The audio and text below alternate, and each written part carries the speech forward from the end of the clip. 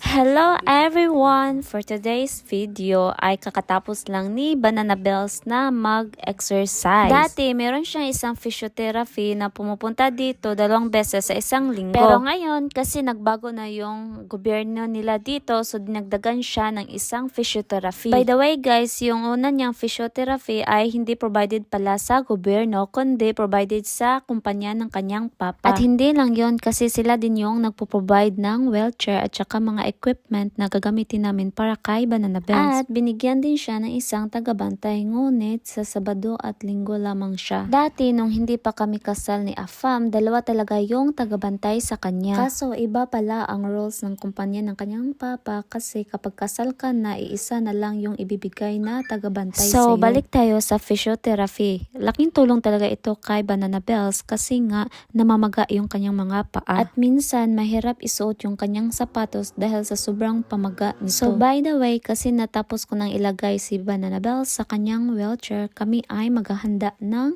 breakfast. Dahil medyo mataba-taba na si Afam ngayon, kailangan niya talaga na mag-diet. Nag-order siya ng boxes, tapos 1,200 calories lamang. Yung 1 to na calories, okay na yun sa kanya kasi hindi naman siya kumikilos. At saka guys, kailangan na niya mag-diet din kasi nga ang blood pressure niya mataas. Chine-check ko kasi every morning at saka every evening. Kapag breakfast guys, hindi talaga nawawala yung kape ng aking Banana Bells. At alam nyo yung rason, kasi hindi siya makadumi kapag walang kape. Ganon din ba kayo? Kasi ako din guys, pagkatapos kong uminom ng kape, talagang magdudumi talaga ako after. Ewan ko kung bakit ganon. Pagkatapos ko nang mabigyan ng pagkain si Afam, ay magpipilo ako sa aming higdaanan guys. Pagkatapos naman yan, ay maghahanda ako ng aking breakfast. So ito lang yung aking breakfast, bread at saka kape. Sa Pinas guys, hindi talaga ako mabubusog kapag kape at tinapay lang yung aking kakainin sa umaga. Pero ngayon kasi nandito na tayo sa Europe, masanay na tayo. Ayan, tapos na kaming kumain at next step ay papaliguan ko naman si Afam. Ayan, papatalikod siyang mag-drive kasi walang medyong masyadong space. Minsan guys, nababangga niya yung mga drawer kasi hindi niya nakikita yung nasa likuran.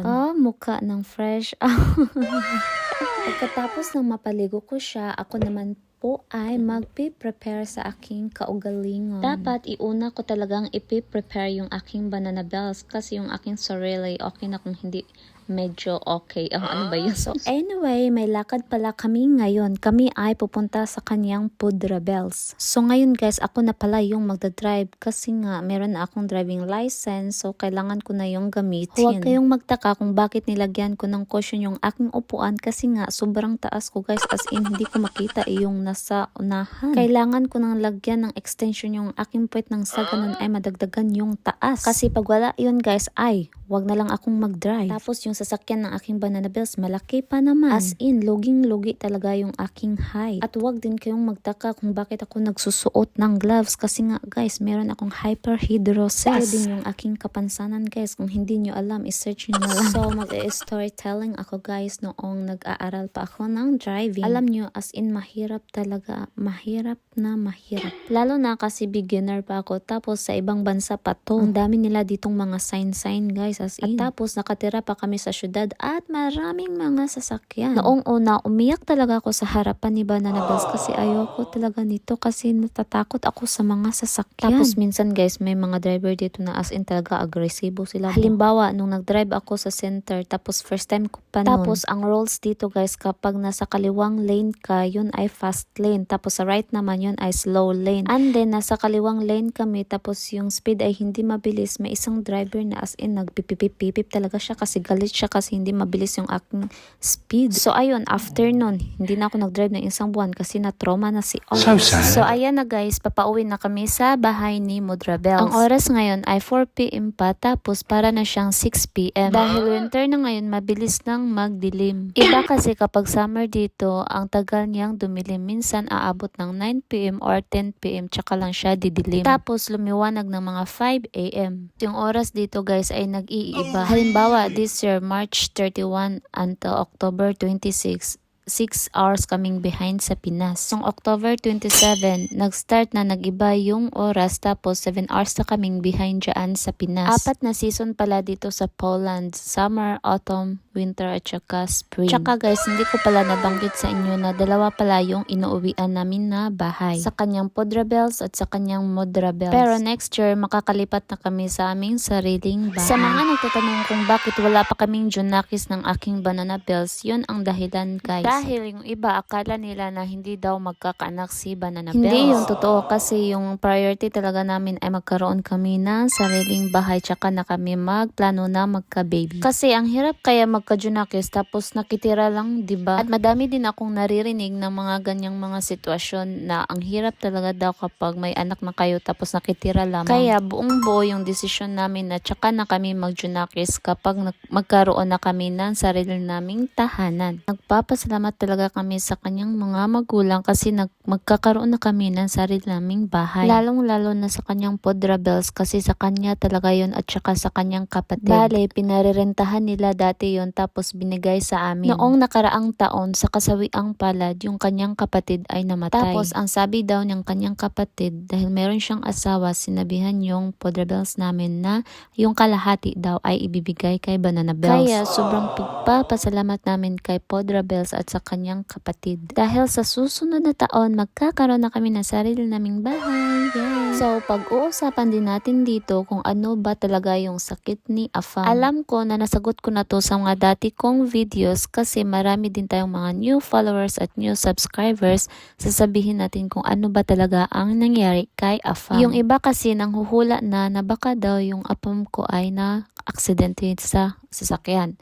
Yung iba naman ay nanghuhula na baka na stroke or baka na paralyzed. Si Afam guys, meron siyang kapansanan na nagsimula noong ika-9 na buwan pa lamang siya. Ito ay tinatawag na SMA or Spinal Muscular Atrophy. Noong pinapanganak siya, as in totally healthy talaga siya. Noong ika-9 na buwan siya ay nagkasakit siya, as in sobrang lala talaga na sakit. Tapos nawalan siya ng kilos at doon na nagsimula yung kanyang kapansanan. At dati wala pa ding gamot sa sakit na to. Sabi ng doktor kung may naimbento sila na gamot na para sa kapansanan kay Afam, may tsansa pa ito na magiging healthy siya. Kasi yung gamot na para sa kapansanan ni Afam ngayon ay naimbento lamang noong 2016. Parang too late na siya sa kapansanan ni Afam ngayon, pero meron pa ding advantage na nakuha si Afam. Kasi dati nung hindi pa siya na-injectan, ang bilis lang daw niya mapagod, lalong-lalo na kapag siya ay nagtatype sa kanyang laptop. At dati daw ang bagal-bagal niyang kumain kaysa ngayon. Though ang bagal niyang kumain ngayon pero hindi kagaya noon. Kaya malaking tulong pa din yung gamot sa kanya. By the way, 2